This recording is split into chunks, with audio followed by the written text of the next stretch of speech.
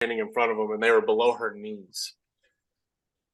They're tiny, and so anyway, I can't really. You can't appreciate what it is now compared to what it was. It's crazy. So awesome. We just spent a year remodeling it. Hey, hold on one sec. I'm gonna let y'all talk. I gotta go wipe my child's butt. Hey, been there, done that today. Yep. Here we go. I'll be right back. All right, cool. Sounds good, Aaron. No, his house looks awesome, man. I love houses with like the big open floor plan. Open concept. Yeah. Very American of you. Thank you. I try to stay true to my roots, Andrew. What's going on with you today? Huh? What have I been doing today? Yeah, what's going on? So Malia is playing in a softball tournament, and so I was there this morning, and then now I'm getting ready to work on football and stuff like that. But usually every day at noon, or not every day, every Sunday at noon, I come up here and I do some work before we start meeting at 2 for our football stuff. So just a normal Sunday for me. All right, it sounds fun. How's sports going for you? How's coaching in general? You still love it? It's been a little bit rough, but we won on Friday. Actually, I guess we played Thursday. Game got moved. We won on Thursday, and if we win this week, which we should, we are we'll make the playoffs again, and hopefully we can make a little run in the playoffs, and we'll see what happens. All right, I detect a little medium confidence there. No, like I feel good about winning. We got to be we haven't been very consistent this year. It's hard to be good when you're not consistent. So we'll see. You guys throwing the ball more, or are you still with that? Oh yeah, 19? No, we throw the ball quite a bit. We're probably pretty close to 50-50 run throw. Really? Yeah, I'd say pretty close. I can look it up and see, but yeah. Cool. And you guys, it sounds like you have some sort of data analytics program involved. Yeah, we have this thing that's called a Cover Zero Analytics, where it does a bunch of self scouts for us. It goes over these like factors of winning a game, and kind of what you need to do to win a game and how you're doing at them and stuff like that. And so we get a lot of self scout stuff, a lot of scout from the other films and everything. And so it's definitely changing and evolving. Well, you sound like a coach, Andrew. I thought you were going to say you are the analytics. I figured you'd be firing out spreadsheets or at least we have the program that does all the spreadsheets for us. But film has changed a lot, and it's actually really cool how much you can share and how easy it is to do everything. Whoever came up with this huddle stuff has made a lot of money and made a coach's jobs a lot easier. So greatly appreciate whoever did it. Awesome, man. Well, I'm proud of you, man. I think you found your passion in life, and we're all proud of you for it. Definitely did. Appreciate it. You got it. And like I said just a moment ago, you sound like a coach. The way you talk, it's like you're talking to a reporter right now. You're talking to a reporter almost. Well, there's a bunch of stuff that like a lot of people don't really like. It's hard for them to understand if you're not kind of in the world, and I can just bore you with a bunch of like nonsense or whatever, but just try and give you the meat and potatoes of everything and cut down the words per minute a little bit. Well, I think it's cool, right? Like back in the day, if you think about Jarrell Cougar football back in like the early 2000s, it was run the ball, run the ball, run the ball, do your best to not throw the ball. And now I think you have like a more dynamic offense, which is more fun, right? Instead of just trying to run it down somebody's throat, you can actually like come up with some pass plays. Yeah. And I always wondered, like growing up in Jarrell, I always wondered why they didn't throw the ball more. They had Kyle Lloyd. I think it wasn't like spread wasn't a big thing then yet. And so like with spread, it's opened up offenses a lot more. It's a lot more mainstream now. There's a lot of different ways to learn about it, read about it, watch YouTube videos about it, get online clinics about it. And so it's just bonus miles on stays. It's a way to get your athletes. Hey, real quick. Sorry, Andrew. Sorry. Everybody mute if you're not talking, if you don't mind, just so I couldn't hear for a second there. I apologize. Sorry, Andrew. Go ahead. No, you're good. It's just I was saying it's a great way to get your athletes to play football. Like your athletes are kind of your like basketball players, if you will. if you can get your athletes to play football and they, spread the game out a little bit, create one-on-one matchups, it makes the game a lot more fun, a lot more exciting, a lot more fun to coach, a lot more fun to play. And if it's a lot more fun, typically people do better and like it more. So what it's about. I love it. And plus, you're never out of a game. Yeah, that's also true. All right, cool, man. Well, that's good. Aaron, what's going on with you, man? What's new? So obviously, new job. You're the big boy out there now. What's going on? Yeah, just a new job, basically. New job title. Things really haven't changed all that much, honestly. Other than I get a whole bunch of data and analytics thrown at me, but right now I'm so dumb. It just is numbers on a paper. So I'm feeling my way through it. But that's about it, really. Just a new place. We've only been in Jonesboro 2 years now. So still getting to know it and getting to know the people. This is where I was actually born, and my grandparents lived here, and my dad grew up here. So technically fifth generation in this town. So, but I just didn't grow up here. So I'm having to bridge a gap of about 30 years. But just by the luck of life and through promotions and stuff, you got to move back to where you were born. What are the odds of that? Yeah. It's kind of crazy. Yeah, that's wild. And so your new job title is you're president of the bank, right? So you're running how many branches? So yeah, my new job title is market president. We only have 3 branches in this town. But so if you look at Arkansas on a map, it's square-ish. And so we're in the northeast corner, top right corner of the state. And this is the top of the Mississippi Delta. So this whole region is kind of underserved, and like we're the farthest east market that the bank has. And so there's a lot of room for growth in this area. But it's a tricky area because the population's declining. So it's like, how do you grow with a declining population? But there is job and industry here. So it's just, I don't know, getting to know it still. So congrats, man. It's a big role. So we're proud of you. What are you drinking there? A COG? Oh, LaCroix. Look at you being healthy. Well done. Hey, I think Josh Stone joined the chat here or the video. Josh, are you there or? He said 1 minute. All right, he's going to join in just a second. Yeah, I think he's probably getting his pants back on or something. I'm not sure. Anyway, guys, thanks for joining. I know it's tough with the families and the kids, and I kind of wanted to ask you. So, Aaron and Andrew as well. So, how old are your kids now, and how are they doing?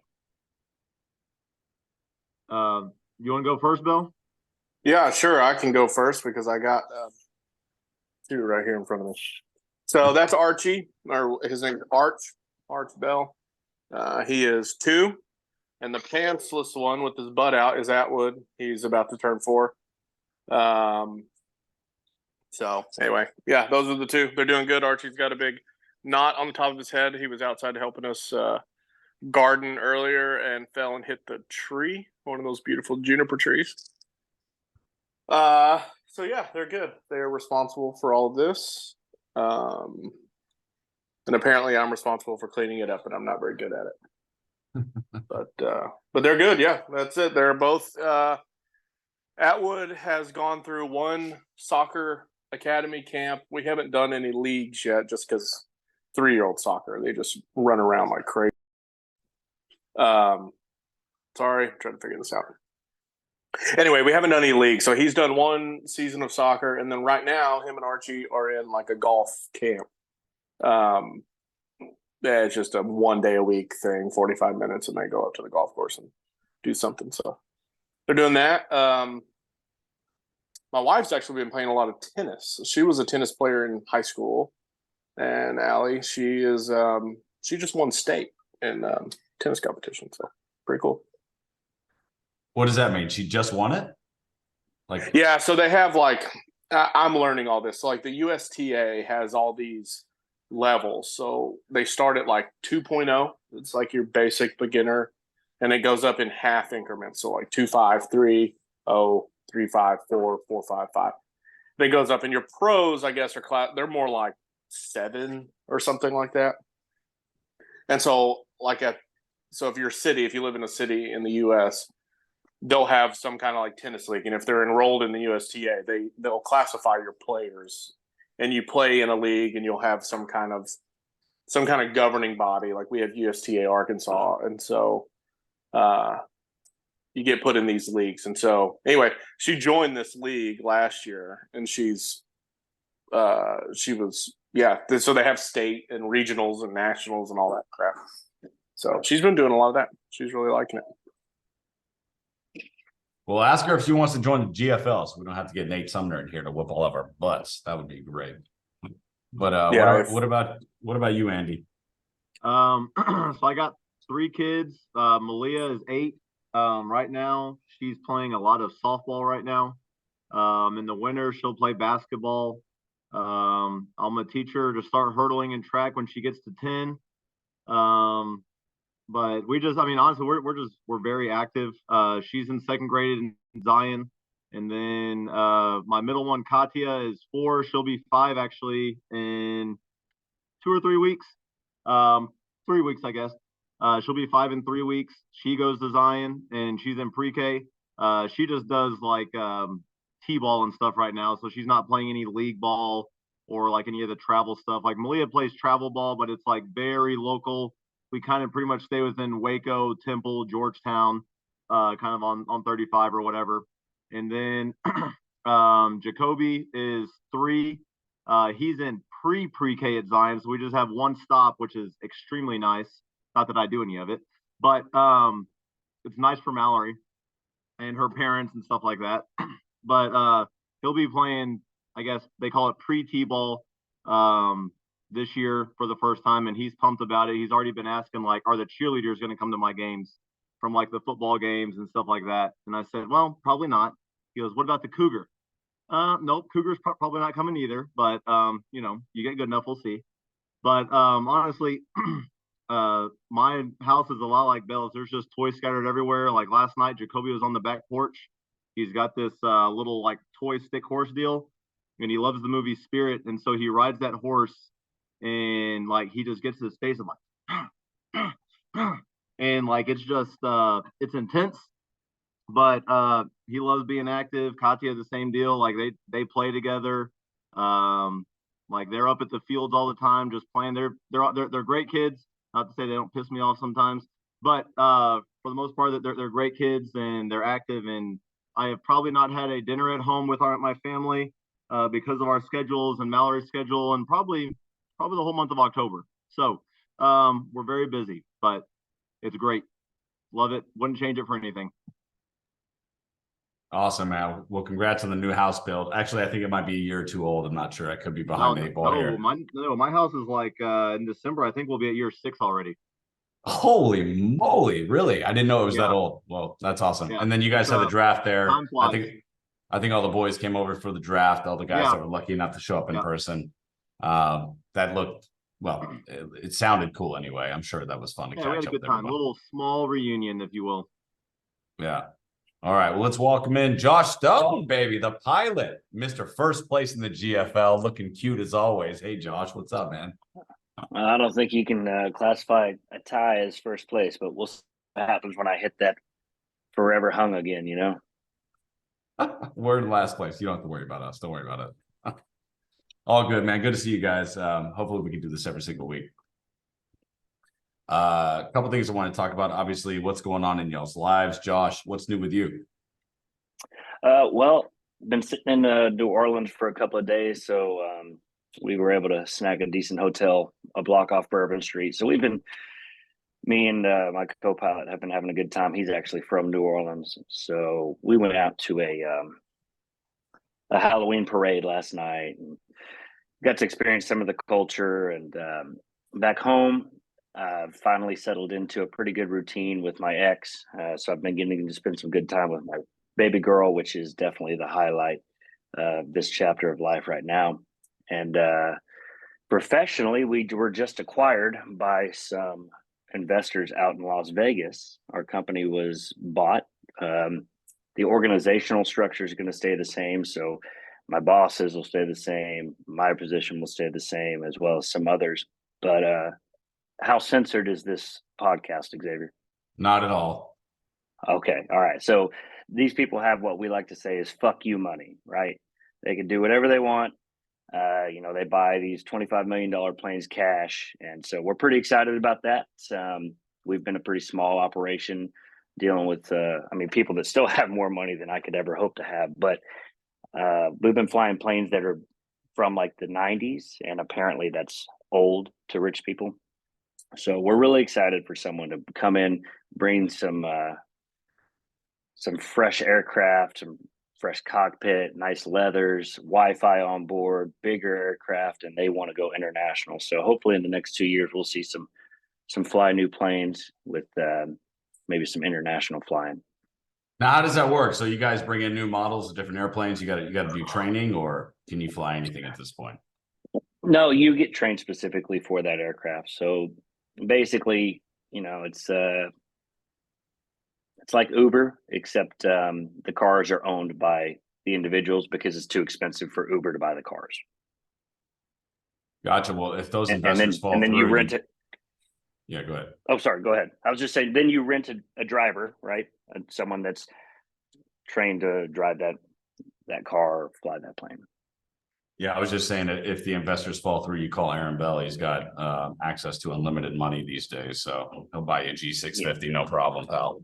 All right. There might come a day soon where I see his name on the load manifest. And I'm like, oh man, Marquis style. Oh, that's awesome, man. Well, good. Keep flying around. I have financed a couple planes for people with some fuck you money. Yeah, that's a big loan note there. Yes, it is, and good thing to have fuck you money. Otherwise, we wouldn't do it. Yeah, I guess the easiest way to get a loan nowadays is to prove you don't need one. Let me tell you, boys, the fact that Bell has financed planes means that his bank doesn't fuck around. All right. Fuck you money. People come to him and he gives them fuck you loans. It helps that the owners of our bank are pilots. They're like third generation pilots, and so they fly their own jets and whatever, and so like they're into it. So if someone comes to me like, I want to buy this certain plane, I immediately go to them and go like, what is it? You tell me yes or no, because I don't have a clue, so I can't even pretend to act like I know what I'm talking about. Now, out of pure curiosity, do you know what any of the planes that your bosses own or that y'all financed are? I couldn't tell you about the financing, but the ones they own. Let's see. I'm trying to remember the name. So one of them has like a Beechcraft King Air something, but then like the jets, I guess, that the bank owns are Citations. I don't. But I couldn't tell you what kind. I don't, just Citation C3 or C. I don't know. That it's a fair chance that they fly something that I fly. Oh, really? So okay, cool. Yeah. I've flown Citation 2s, 3s, 6s, 7s. So that's pretty cool. I kind of figured that they might be Citation guys. The private market really loves those. They're perfect for that size. I don't ever get to fly on it. I've flown on the Citation once, and the King Air once as well. No, twice. Other than that, I don't get the invitation. Well, you've sat in the back of a plane a lot more than I have, so. I would assume you'll probably get more invitations now, Aaron. You're kind of the guy, right? So I think more of those will be coming your way. Congrats, man. Cool, man. A couple things I want to talk about. So, just in terms of college football, I think we all still pay attention to it, at least sometimes. What do you guys think about Arch Manning? So he's going to start next year without a doubt. What are y'all's predictions in terms of, his career? Do you think he's going to pop off? Like, will he follow the legacy? Stone hopes he breaks his ankle tomorrow because he's not a Texas fan. Truth be told, I'm glad that because the only thing that I can weigh in on, I don't watch it, the Longhorns enough, but I will say with the Aggies being Aggies and Jimbo being Jimbo, another disappointing year means I have to find some other way to entertain my college football season. And so what that looks like is paying attention to how Texas is doing. And it's a struggle, but I think that I found myself rooting for them. So whoever ends up starting next year that brings them the best success, I want to see good games, and obviously we all want to see SEC succeed, which means we want Texas No U to excel so that we can finally put this Big 12 versus SEC conversation behind us, right? I was hoping Arch was going to get in the game yesterday, but apparently not. Yeah, I don't think it's cut and set in stone that he's going to start next year. I don't get to watch enough because I'm up here watching Jarrell film, but is Quinn doing well enough to go to the NFL and be, because you're going to have there's a lot of top prospects this year with Caleb Williams, Drake May, the Penix kid from Washington. I feel like there's someone else I'm missing, to where he's not going to be one of the top picks, and it may serve him well to come back and maybe be a top pick next year. But I don't know how well. And I'm just going off box scores and kind of by numbers. He's doing all right, but is he? I guess I never hear his name floated around as one of the top prospects in this year's quarterback class. It's a thick class, but that might be a perfect segue into the NIL conversation if Xavier was going to get there, because nowadays you don't have to go to the draft to make money. So right, Arkansas is in a similar situation. And speaking of struggling through a football season, Stone, I can commiserate with you. But KJ Jefferson, our starting quarterback, he's going to make more money in college than he ever will in the NFL. So he's not going to get drafted. And whether he believes that or not, I don't know. But he may have a COVID year of eligibility, be a seventh-year senior, and make more money than he would in the NFL. So, yeah, to Andrew's point, it's a thick draft class, but then also he's not sacrificing much income, in my opinion. He's going to stay there and make millions. By the way, what are the ranges these guys are getting paid, right? I've heard Shador Sanders is making like $2 million per year, something like that. I've heard he's making 6 or 7. Really? 6 or 7 mil. And if you count his endorsements, I mean, he's on commercials now. Yeah, that's part of it, And I heard the 2 top earners right now are Shador and then Bronny. And Bronny ain't even played a game yet, but he's got the namesake, he's got the legacy, he's on social media and all this other stuff. They're making multi-million-dollar deals in college. It's so wild. It kind of changes everything, right? Now the goal is to just get to college and get an NIL deal and maybe you go pro. But I feel like the goal right now is just get to college and try to land a couple mil per year. I'm cut and torn about the NIL stuff. I like it. I don't, and I even like the transfer stuff, except I wish you could only transfer one time without there being a penalty. What I don't like is that these kids are now having to, you can go to college, right? And if you don't like how something's going on, well, I'm just going to transfer. And you never have to kind of fight through anything. You never have to go compete for a job. I shouldn't say never, right? But you don't have to go compete for a job. You don't like how you're getting treated. You don't like this, that, or another. Boom, I just leave. Instead of trying to find a way to make it work, trying to, better yourself. And, there's this deal that I saw recently with Tom Brady. So when he was in Michigan, at the beginning of his career, he was getting 2 reps in practice and he was having a hard time with it. And so he went to go see the sports psychologist or whatever. And basically it came down to the sports psychologist said, hey, when you go in there for those 2 reps, make them perfect. Okay. Go in there like it's the Super Bowl and go make the most out of your reps. And he goes, eventually he went from 2 reps to 4. Then he went from 4 reps to 9 reps. And then went from 9 reps to splitting reps, and then splitting reps to I'm the first team guy. But now it's well, I'm not getting what I want, so I'm just going to leave. And I don't know how much we're teaching. And then the other deal with my NIL stuff is for Stone, when Johnny Manziel was at A&M, Manziel was making that school millions and millions and millions of dollars, right? And I think Johnny should have got it, but I think the NIL deal has gone crazy because I don't know how you do it, but there's no guardrails on anything. And so, like, do I think that Johnny should have been getting or at least a portion of the money from all the 2 jerseys that were sold? Hell yeah. And he should have been getting some money, but now it's just like, it's crazy to, like, I almost feel like you should have to play for a year or 2 before you can get any NIL deal, something like. But why, Andy? I got to push back. But why? Why do you have to play for a year or 2 for free before you get money? You're 18. You can go work. Everybody else that leaves. I understand that. I just I don't like people getting things that they have not earned, per se, if you will. And so,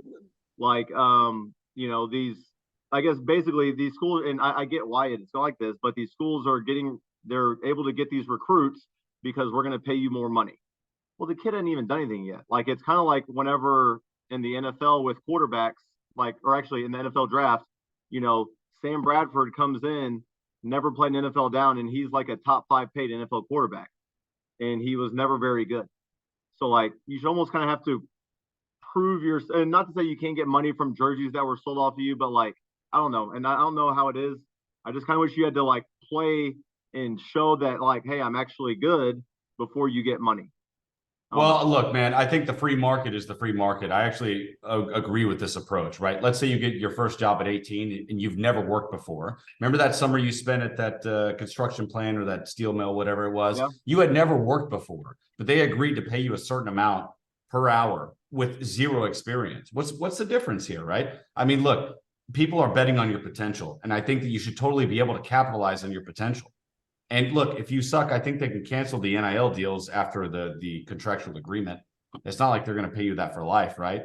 And also, if you think about it, there is inherent and intruent like value. Your name, if Bronny goes to USC, they sign him to a deal. He's going to sell so many jerseys. They calculate that ahead of time. Like, there's value to the university too, to the employer, if you will. Yeah. I get it. Like this summer, we drove to South Carolina and we stopped in Tuscaloosa for a night because there ain't nowhere else to stop out there. But we stopped in Tuscaloosa for a night and we drove around Alabama campus. When I noticed about Alabama campus, there's a lot of nice new buildings on that Alabama campus. And we all know it's because of Nick Saban, the football, and all the players that have come through there. Like, these colleges are making millions and millions of dollars.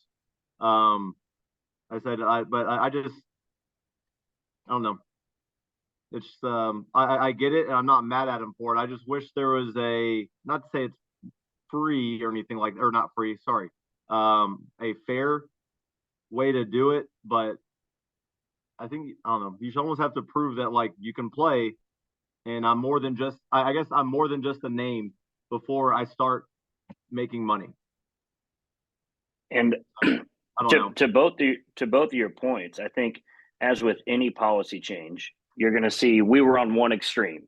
Players were being taken advantage of for their name, yes, image, and likeness. And now we've introduced this policy. It's going to pendulum until it comes to an equilibrium point, right?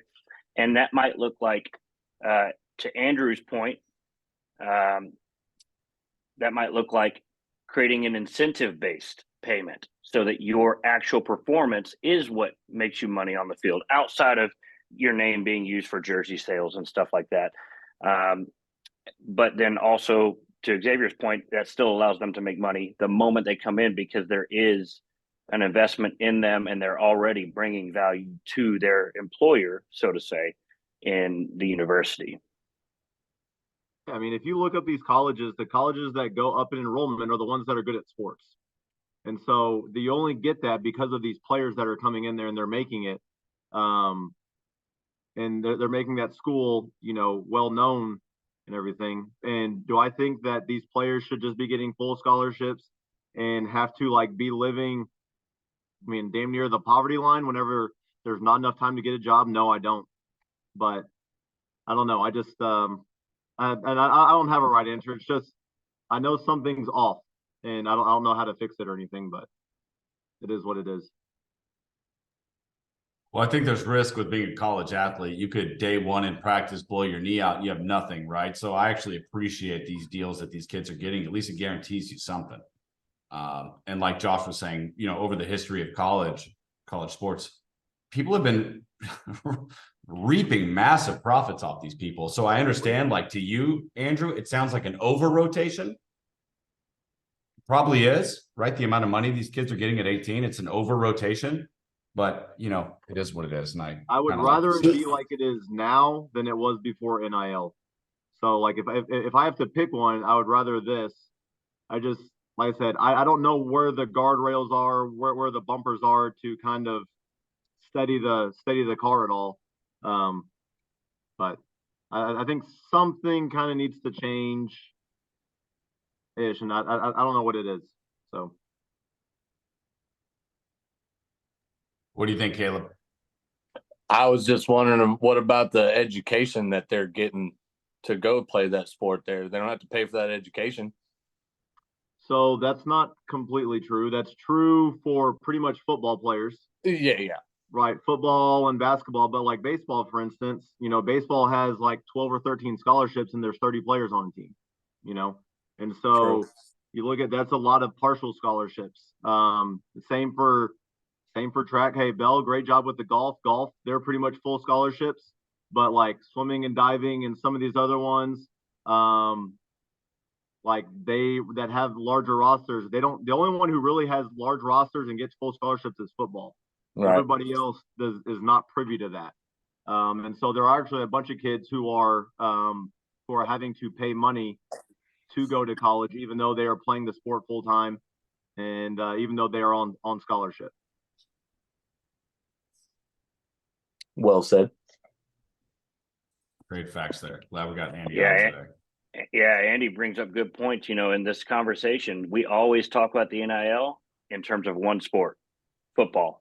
Yeah, and I don't think any of us were expecting Andrew to bring up the good points that he just made. Is that this policy is trying to protect all all student athletes, right? Right. And so what does that policy look like going forward? Do they have to modify it per sport, or do we have to just accept the fact that it's going to be tailored towards the sport that everybody looks for, and then the other students are either going to benefit or suffer from that? You know, it's going to be a decades-long learning process. Yeah, it is. But like, in all honesty, like football is what allows the other sports to have the funds to play. And so, like, you know, people complain about NBA salaries versus WNBA salaries. Well, it's the money you bring in. You know, that's a great argument right there. I hate that no offense to them, but women's sports don't bring in the money like men's do. And I agree with that. I think you should get paid from what you bring in. And technically speaking, all women's sports lose money. Like, tell me the last time like the WNBA had money coming in that fulfilled their contract agreements with the players. Like, they're losing money left and right. So, and I think they're subsidized, Caleb, by the men, by the actual NBA, right? They help pay for their salaries and they help fund the league. I don't know. I about to say I didn't know about that either. The NBA funds the WNBA. That's even worse then. That's terrible. Yeah, it's not fair, but I mean, you can't pay money that's not there. Yeah. But yet they want to sit there and argue, and it's like, well, then get some more people to come and watch your sport, because I'm sorry, but y'all are garbage to watch. From an entertainment standpoint, yes. From a what? Entertainment standpoint, yes. Yes. Man, you know who said something really interesting about the WNBA was Shaq. He said, "Why don't you lower the rim, not a foot, but rim. Like something like that, 8 foot rim." I would watch it if it was an 8 foot rim. Honestly, I would. Yeah, man, they'd be slamming all over the place. And I think at an 8 foot level, girls would actually be doing windmills and stuff. Like, they would have enough room there to get it in. So, I bet you a bunch of them could at least get their head over a 8 foot rim, I would think. Yeah, or at least up to it anyway. We'll probably see it happen at some point in our lives when people come to their senses. But excuse me, gentlemen, let's shift to the GFL, which is why we're here. We've been a part of this league, some of us for about 11 years now. Some of us are newer, rocking and rolling. We got Andy in the mix. First thing I wanted to talk about, first place, Mr. Stone. Congratulations, you're in first place after these weeks. Well done. Although we do need to talk about Nate Sumner, who is probably a likely candidate for next year to bring into the league. I wanted to ask a couple questions. Stone, how do you feel about that team that he drafted you? I think I know how you feel. And then the second question is, Andrew, how do you feel about potentially having your little brother, who, no offense, seems to be the best drafter in fantasy football history, going against you starting next year? Go ahead, Stone. Well, I will tell you that when I found out that Nate was going to be available to draft for me, I was like, yeah, oh yeah, here we go. And when I got done with work and finally got to look at the draft, I was like, that's it. That's I couldn't have done that. There's no way. And I immediately thought that is the best drafted team in this size of a league that I could have ever hoped for.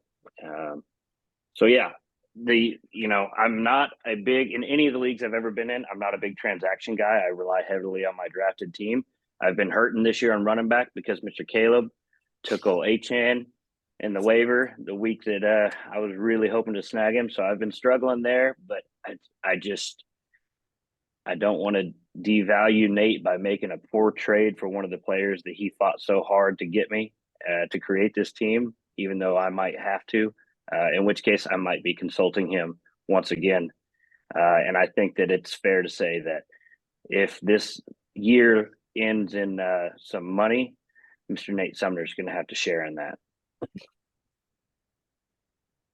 For me, I've been in the league with Nate for I don't know how many years now, and he's really good at drafting.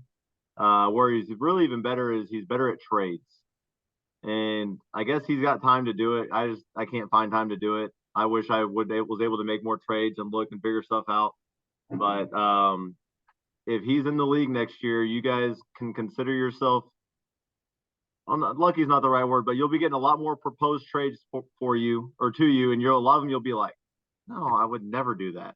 But really, what I think he does is he wears you down, he wears you down, he wears you down. Eventually, you just accept something where you're just like, I'm tired of him proposing trades to me, and you just accept it, and he wears you down like that. But now I'm gonna have to throw Nate under the bus a little bit.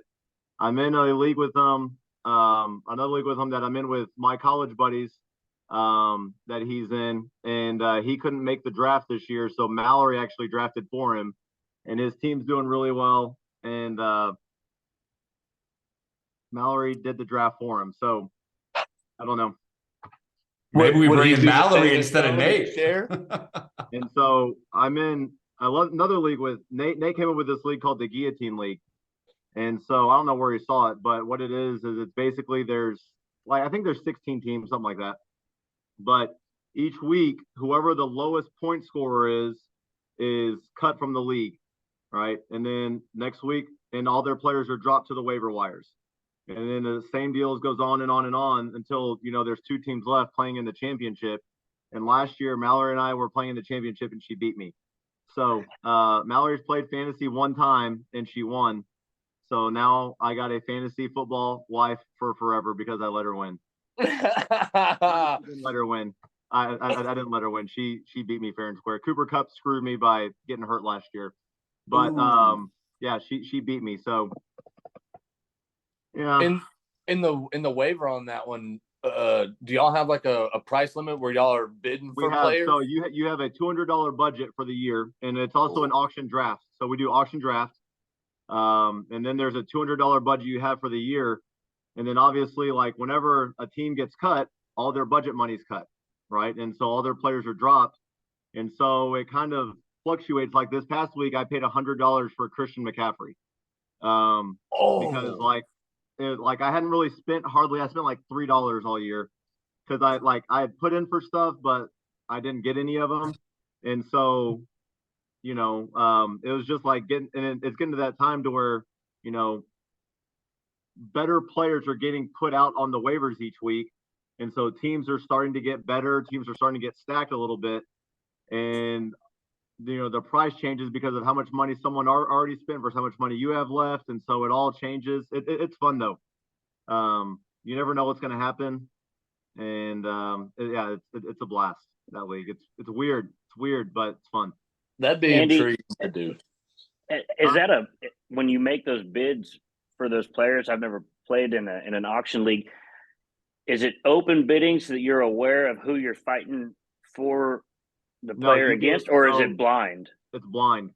Oh my It's gosh. blind. And Brutal. so That's one of brutal. the first, yeah, one of the first ones, who didn't, I think Mallory got, shit, who'd she get? Well, let me look at her team real quick. She got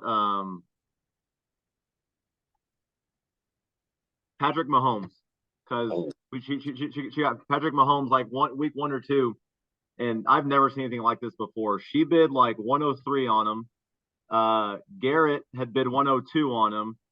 Someone else had bid 101. 2 people bid 100, and someone bid 99 on him. That's Like, it was all Mallory's in a math row. skills. She probably Oh, called yeah, some dude. pause. She And probably then called there's- some pause. And then there's stuff like last year to where, like when I went in for Cooper Cup, it was towards the end of the year, and I only had $77 left. But I was like my team was full. Like all I needed was they're all plug and play guys. And so like I was like, you know what, I'm going for it. I'm gonna bid 77 for it. I'm gonna be done. But like my team is set. All the bye weeks were done. It's done. So I bid 77, and I go look at the offers. No one else had bid anything. And I don't know why they didn't bid anything. It was just like they decided not to bid anything. And so like I spent $77 for a player I could have gotten for free, or a player I could have gotten for $1. But it's crazy with the bidding, because you never know what anyone's gonna do. Well, it's kind of the same thing with the regular waiver, right? You put in a waiver claim. Sometimes you didn't Right. need to do that. It drops you to the bottom of the It's list. based off money. Now there is regular waivers to where if like you and I tie, whoever is higher up on the waiver order, it goes to that person. So like Right. that rarely happens. Right. Yeah, and so it's just based off your budget. You have a $200 budget for the year, and however you decide to spend it, how you decide to spend it. All right. Question I have for all of you: who's your dark horse this year? I asked this question last week to Caleb, but who's somebody that's maybe in the bottom half of the standings? And I'll read them off to you. So number 5, we've got Mother Tucker, excuse me. And then number 6, we got Cameron, Big Buffalo Brand. Number 7, Mr. Aaron Bell, Play on Words. 8, Bass Cooker. 9, Thielen and Chubb coming on, which is Chad. And then me, I'm in last place. Who's the dark horse? And then the first part of the question, second part of the question, who is in the top 4 or 5 that you think is going to have an abysmal rest of the season? I'll go first on the abysmal part. I'm doing some research here. Check it out. I can share my screen as well so you guys can see the standings. But in terms of somebody that's in the top 4 or 5 that I think is going to have a complete drop off is Patrick, right? So if you look at his points for and points against, I think he's points for tied for or he's second to last, and points against he is last.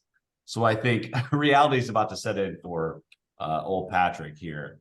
Look at that, 585 for 541 against. So I think he's had pretty much a pillow fight the entire season, and he's got a lot of injuries. Yeah, go ahead. I'm only capable of doing that exact thing, so I have no idea. But like, if we're just going off that alone, yeah, Patrick would be the one that you would think would drop out, and then the dark horse would have to be Caleb with all his points scored. But you know, I can't get into roster. So like, if you look at me, I should be near the bottom, but that doesn't take into account trades that have happened. So like, I just had that huge trade with Xavier and Joseph that I totally screwed you guys on, because you took Justin Jefferson and he got on the IR the week after. So like, I think I'm going to score a lot more throughout the rest of the season just based on what I have. But I'm still looking to make some trades. But yeah, just currently, you'd have to think that Caleb's the dark horse and Patrick's the one that's going to slip. But I don't know what their transactions are. Yeah, I think looking at it, I agree. Caleb is a scary team. But what I'll say is, if forever hung, if you can find a way to win some games, and you're probably going to get one this week because you're playing me and my team sucks. I like you guys. If Justin Jefferson gets healthy, you got Lamar and Joe Burrow at quarterback. And so I got to think Burrow is going to be better. Like he's going to be better. He's going to be more consistent. Eckler hadn't been healthy all year. He'll be good. You know, who knows about the Lions running backs with like Montgomery, if he kind of, if Gibbs can kind of take it over a little bit, he's the guy. And then you got Olave and then Jefferson. Then, for flex, you kind of got Swift, you got Puka, you got Brees Hall kind of coming back, getting healthy. Like, that's a good, solid team right there to where if they get in the playoffs, I wouldn't want to see them. And honestly, I think my team has a little bit of pretender status to it. Yeah, I'm really worried about my team. Aren't you averaging somewhere around like 110, 115 though? I don't know, maybe, but I don't feel great about my team, to be honest. Now, I would feel a lot better if if Aaron Rodgers was playing quarterback, because I think Garrett Wilson would be a lot better. But I don't I like my two running backs I have. I like Waddle and Wilson. I think they're both good players. But I think I got some pretender status, and I really don't have a flex. I would trade my team right now for Forever Hung's team in a heartbeat. I mean, I like to wheel and deal, Andy. 12 for 12? The Right? whole team. I'd pay money to see that trade. Dude, Aaron, I would do it. Team I have for to console. Team for team. Console with Joe, but team for team. I think I would do it. This is No spicy. way. I will console with Joe. Hey, what kind of Team for NIL team? deal do you need, Andy, to make that happen? I got some boosters. I'll kick in $5-10. I'm 100% good. I do like my defenses, the Bills and the Steelers, but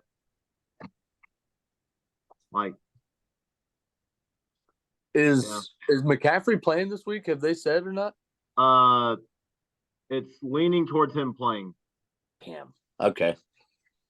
It's leaning towards him playing, but I just yeah. I'm not a big fan of my team. I wasn't a fan of your team the week you played me either, you bitch. Yeah, I feel like I'm just I think my team's just very inconsistent, to be honest. All right, I just pinged Joseph to see what he thinks about that. I would do it because, dude, that would be hilarious. I wonder if that's ever been done. I don't think so. In the history of fantasy football in general, not even just in our league. Most definitely it's been done. It's definitely been done. Team for team? Yeah, I'm sure somebody's done it, right? But it's not very common, obviously. But yeah, I would totally be on board with that. I like that. What a fun league that would be. I love the guillotine league, but what if you had a league that there were some rules, and I don't know how you would do it, but you were forced to swap teams, with someone else, maybe from a punishment standpoint, but either for being too good or too bad. I don't know. That would be a fun concept of a league. You're the last four. If you're the last 4 point scorers, by the mid-season or something, you had to swap teams with someone. I don't know. Man, if y'all could come up with something like that, that would be fun to see. Yeah, right. So but if someone had a really good team, yeah, and they had to swap with the last place, then the last place could just stick with that really good team and continue to win. Right. You'd have to have some other things in there to make them force them to drop. What if it's a punishment? What if it's a 2 or 3 week punishment? You swap teams for 2 or 3 weeks, and then they get all swapped back. Ooh. What if you're in first place, but you go on a losing streak? Sorry, Josh, real quick, I'll give it to you. If you lose 3 or 4 games in a row in first place, then you have to swap with somebody in 12th place for 2 weeks. Actually, that doesn't make any sense. Well, you'd have to do something like that, but it'd have to be. You have to keep your team name, but you'd have to swap players, I guess is the better way to say it. You wouldn't be able to make any roster transactions or anything like that. You'd have to. What if it wasn't just the first place team? What if we did our whole all 10 teams, the 5 teams in the front and the 5 teams in the back had to swap for 2 weeks and then swap back. How fun would that be if the losing teams won for the winning teams though, and then the other teams lost and they swept back and it didn't even change anything. Call it the record pineapple league. I've actually had some thoughts on this. So this discussion is a great forum for me to bring this in. I was thinking that it would be fun if the winning team of a matchup got to choose one starter from their team and one starter from the other team that they get to swap, right? So you get to steal someone's starter if you beat them and give them one of your starters. Yeah, And to the that victor could- go the spoils. I like it. Yeah, you know, and it's a little bit, you know, so like it's kind of like a forced waiver transaction every week. I was gonna say a forced trade transaction. Yeah, exactly. That's intriguing. And I think that would be a lot more manageable for, you know, Mr. Joseph, because God Almighty, could you imagine what he'd have to do to swap an entire team weekly? You know, poor guy. He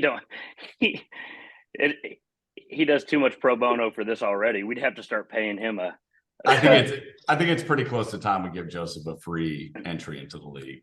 Hey, Stone, is I like where you're at, Stone. With the ESPN's undroppable list, you are not allowed to trade or get someone from their undroppable list. So you're not taking, like, for me, when you beat me, you won't be taking Christian McCaffrey, but you'd have to take one of their other starters who aren't on the undroppable list, like their flex or something like that. Yeah. I like it. That's sneaky. Starter for starter. I kind of like it. And you know, there's a little bit of trolling mentality in there, because if I felt comfortable going into a week, I might try and put someone trash on my starter, right? And then that's who I would trade away if I happen to secure the win for someone on the other team, right? But because you wouldn't be able to.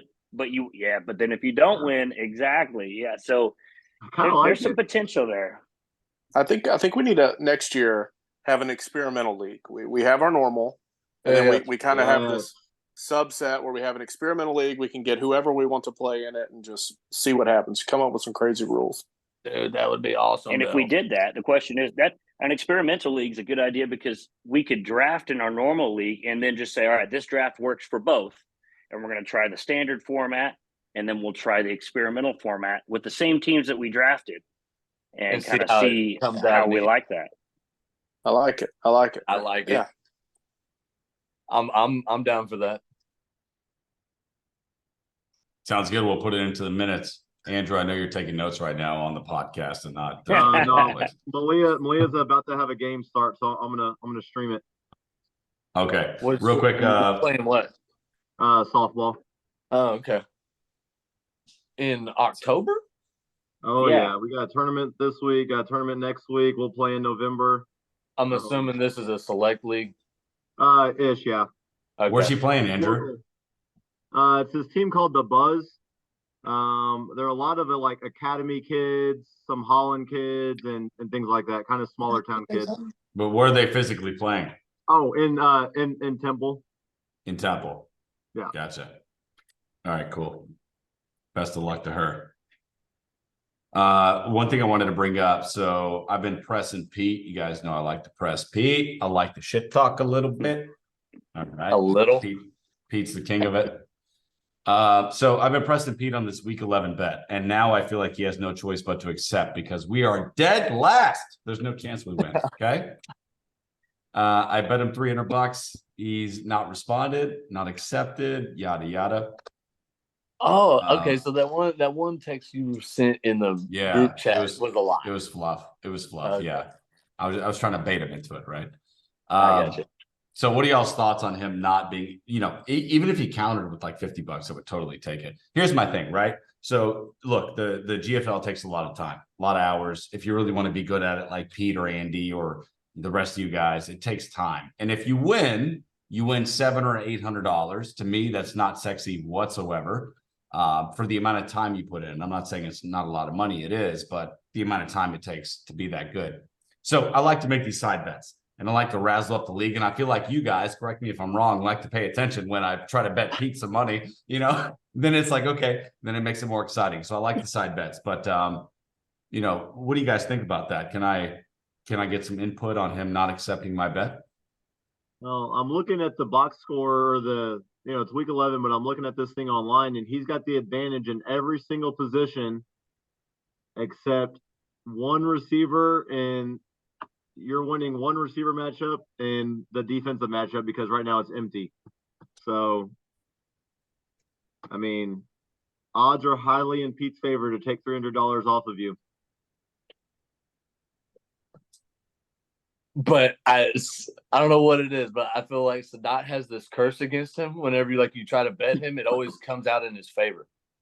No matter what. Yeah, it's but like I said before, Sadat and Joe's team scares me. Like, what happened? What happens if y'all do that full team trade and then it turns out that in that he week 11? should definitely do it. He should definitely do it then. If we do the full team trade, he should definitely do it. You're muted, Sadat. Sadat, you're still muted. Exactly. Yeah, Sadat, you're muted.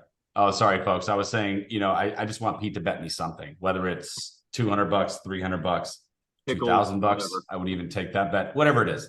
But I just want a little meat on the bone because me and Pete have been going at it for years and years and years. And I like a little cash bet, especially one where there's like a 7-week lead time. How fun is that, huh? That's a lot of shit talk. And I think it makes the league better. Go on between now and then.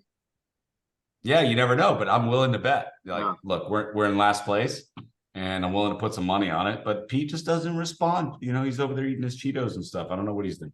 His spicy Cheetos. So. When would you cut the bet off? Like how are you gonna do it? Like the day up to the day before? Are you gonna cut it off at like a 2-week mark? No, I mean, I don't know. Maybe I would probably still take the bet, even if I lose. It's okay. But I would rather do it now, Caleb, with this much lead ramp because I think that's fun and it's a lot of. To me, I think Pete's looking at he would prefer to know what his team is at that point because you don't know what trades, who's going to get injured, and Pete's not going to put a gamble on that. As would any sane person. Yes, but the fun is it's kind of a blind bet, so maybe we could push them. I think blind bets is fun too. Yeah. Let's talk about this podcast for a minute because it's casual. We're friends, but Xavier, you look very far from casual. I'm in my I'm gardening today, and Josh is chilling in his hotel room, and I'm in my got a big old. You're in the classroom. Caleb's chilling. Xavier, you look professional. It's got me scared a little bit. I'm gonna get fired on Monday, I think. I forgot to tell you guys. I'm now a pit boss at the local casino, and this is the jacket they give me. So I don't know what do you want me to do? I just came from work. Are you judging me, Aaron, for being a working man? Like, what is this? Yes, I'm judging you. Judgment all the way. They had to make Xavier a pit boss so he'd stop taking their money. That's what I was gonna say. Anyway, I'm gonna open up. Yeah, go ahead. How's the married life going? It's going great, man. I gotta tell you guys, I'm the happiest I've ever been in my entire life. Good. It's so incredible. It should be. Yeah. Oh, it should be. Even today, like just a random day today with Ivana, man, it was just great. I don't know. That's just all. What y'all gonna do for you? Today we took a walk through the Belgrade Fortress, and Nice. Last night we had a surprise birthday party for my buddy Riley. He's from Tennessee. He lives here, and I don't know. We just woke up this morning and kind of cuddled each other and just said, "I love you a lot." And, it's just awesome, man. I don't know what to tell you. Being in love is really cool, and yeah, it's awesome. It makes me tear up a little Happy bit. for you. Thanks, buddy. I appreciate it. We're trying to have a kid now. Just an update. We're trying to have a baby, so hopefully that comes at some point. Hey, practice makes perfect. All right. Hey, buddy, I heard you know how to swing. That's what Mallory said. So, just kidding. Andy just flops it on the table. Xavier, you do know which hole you have to use to actually have kids, right? Yeah, the ear. I really thought he was going to say the mouth. No, it's awesome, man. I'm really happy. I'm really happy. So, but what else do you guys want to talk about? Let's open up the floor to whatever is going on in the last 10 minutes here. Well, I do need y'all to stop scoring so many points against me because I'm tired of this losing. Stone brought that up the other day, and I wanted to bring that up today because I'm irritated at this shit. Like how I had the most points scored up until this last week, and that's only because Stone outscored me by like 60 freaking points. And Nate. Nate, thanks. You son of a bitch. So I'm gonna need y'all to like stop that so I can have a chance to make the playoffs again. So please and thank you. Well, let's see what we have going on currently. So, how are the matchups playing out right now? How's everybody doing? Oh, Forever Hung is whipping my ass right now. Let's Is he take really? a look there. Yeah, 37.5 to 9.6. Well, we still, Good. that Lamar that Jackson's very going crazy. the very accurate chance to prediction says that y'all are still pretty close, though. That very accurate. That thing is super accurate. Dang, Chatty actually having a week right now. Where is Chad? Oh yeah, he putting it on, old Pete. Uh-huh. What is I Pete? love to see it. Get his ass, Chad. Is Pete 3-2 or 4-1? Pete's 4-2. Pete's 4-2. Yeah. Oh, is it? Oh, we in the 7th week? God dang. That's right, because I'm 2-4. I can't get nothing by you, Sherlock. Thank you. I do what I can.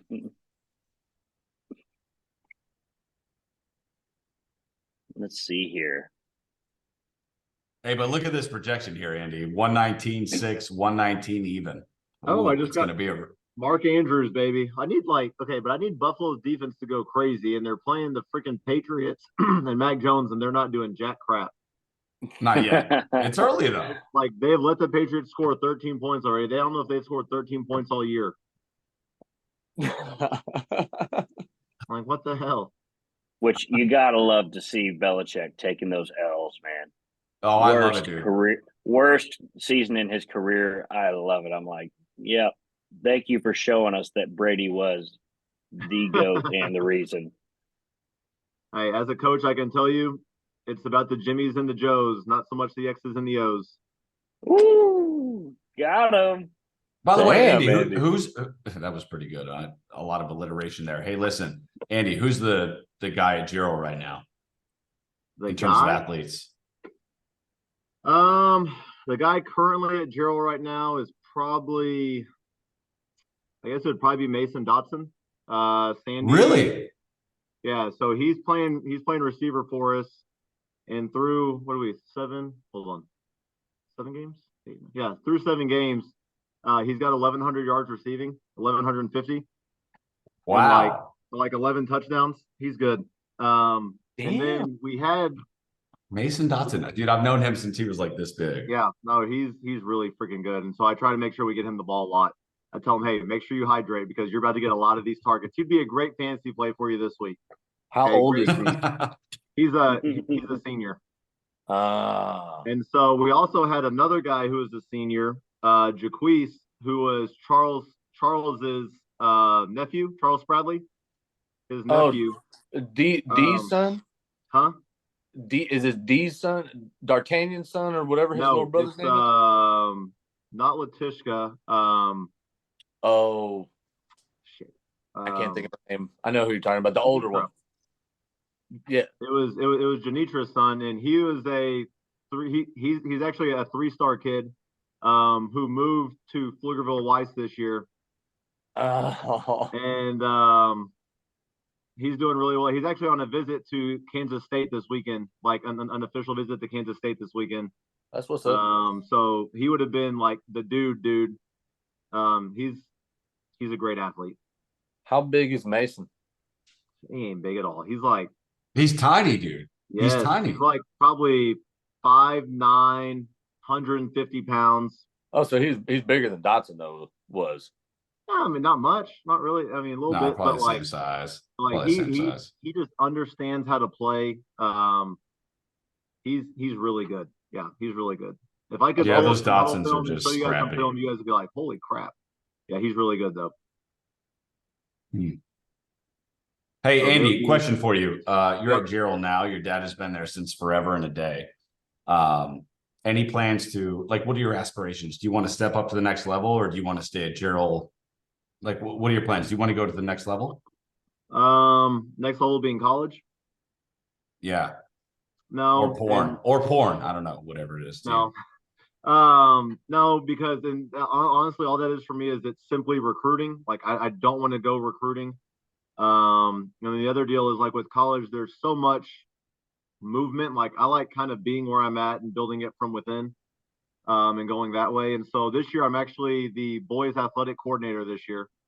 And so it's kind of like it's the AD, and then right below the AD is the girls athletic coordinator, which is Coach Brown, and then the boys athletic coordinator, which is me. And so we're right below him, our coach right now, and he's probably going to retire in probably 2 years or so. I mean, he can retire at any time he wants to now, but I mean, maybe I become AD here, maybe I don't. I don't know. Eventually, I want to become AD.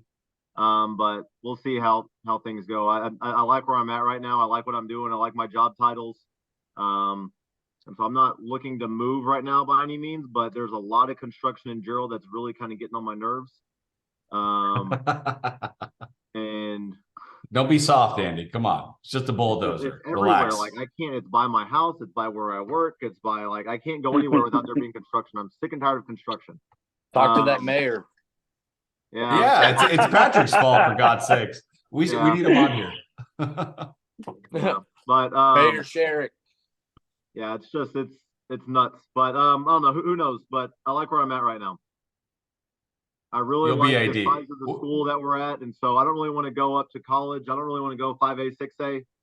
Like I kind of like the medium to medium large type of school. And what about your dad? What's his involvement these days? So he's still head basketball coach. He assists with football, and he can. I mean, he could have retired years ago now, but Yeah. I think he likes coaching. So. Yeah, he's the man. What's that work dynamic like when y'all are on the same field together? Well, it's funny as I'm his boss now. Yeah. So, but like it's, I don't know. It's So we're what like is I'm on offense. I'm the offensive coordinator, and he is he's on the defensive side of the ball now. So I don't know. It's coaching what? Linebackers? he's helping coach DBs. Has your dad ever come to you, Andy, and said, like, Andy, like you're light years ahead of where I was at your age? Has he ever like said, man, I'm so proud of you? No. Well, I mean, so the closest thing is, and something I always remember is this would have been pre-COVID, so probably spring of 2019. We were running a track meet, an area track meet going to regionals and Converse Judson, and we had won all 3 relays, and we won them going away. Like we did really well. And he came up after, he goes, my gosh, he goes, I've never seen Jarrell like go to these track meets and just kill everybody in all these relays and all this. Like, he goes, God dang it, we're fast. Like, it was like, I've never seen it like that. And he didn't, like, he wasn't telling, well, this may have been his way of doing it. Like, he wasn't telling me great job or anything, but like, that's something I'll always remember of like doing things in Jarrell that haven't been done. And I guess, you know, like in track, we've sent 2 kids D1 the last 2 years in track. And so that's been really good. And just, you know, we always talk about, you know, hopefully changing people's lives, changing the trajectory of their lives, maybe opening up their family tree a little bit to things that they weren't really going to have. You know, they may have been born, you know, I'm going to go poker on you here. They may have been born with a hand with nothing in it, maybe 10 high. And, you know, by them working hard, by them doing whatever they need to do, we trade that hand in, and now they go to college. Now they got a full house, right? And then if they do well in college, they can trade that hand in and now have a royal flush because they went to college, they got a degree, they came out debt free, and they're able to do all these different things that they may have not been able to do. So those are the things that I'm trying to do and I really want to do, and I'm able to do for some of these kids. Changing lives. Andy, I just text you something. So you said you eventually want to be AD. So my grandfather was Jonesboro High School's first AD. So this was back in the 60s, like when ADs were just coming on, like the college scene. And then like high schools were barely getting them. And Arkansas was probably behind Texas. But he became the first AD at Jonesboro High School back then. actually, I guess it was 75 when he did it. But his superintendent didn't understand the reason for an AD. And so he basically told my grandpa, you've got to write me an essay explaining what the hell an AD does. And so he wrote this essay I just sent you. He wrote it. Someone had it like framed and put on some piece of wood for him, whatever. But he just basically was like, it is the backbone of your athletics are the backbone of your school. 100%. And so anyway, you need to read it. It's pretty cool. Yeah, that's awesome. I will Send that appreciate to it. all of us, Bill. I'd like to read that. Yeah, cool. Appreciate it. Yeah, I'll definitely read that.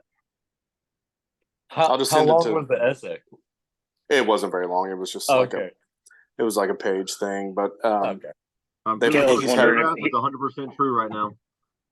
yeah, it's he always had it up in his house or whatever. Someone gave it to him, but I thought it was funny. His boss was like, "What do you do here?" And basically, like, to keep your job, you need to show me what you do. And so, like, he had to write this thing, and it's it's somewhat of a boring read, but you kind of like, especially those of us who grew up in the athletics world and especially in an athletics household. Yeah. It's kind of like, dang right. I just sent it to the GFFL. You'll have to explain to everyone the context, I guess. But So anyway, real quick story is like this past week I was in a facilities meeting. We're building a new competitive gym, and so it's supposed to be this like we're trying to build like a Taj Mahal type gym, right? With the bond money and stuff like that. And so we're sitting in this meeting. We kind of told them what we want, and then these architects come in and say, "Well, we think this would be better." Blah blah blah blah blah. Next thing you know, all the other people in the meeting are kind of like, "Oh yeah, that would be very nice. Yeah, that'd be good." And I said, "Hold on, stop."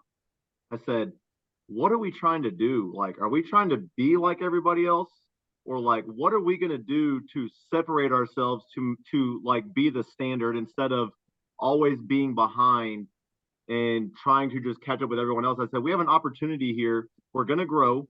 And so we got to be competitive with Georgetown. We got to be competitive with Eastview, with the Huttos, the Liberty Hills, and all these schools that we're about to be the size of them.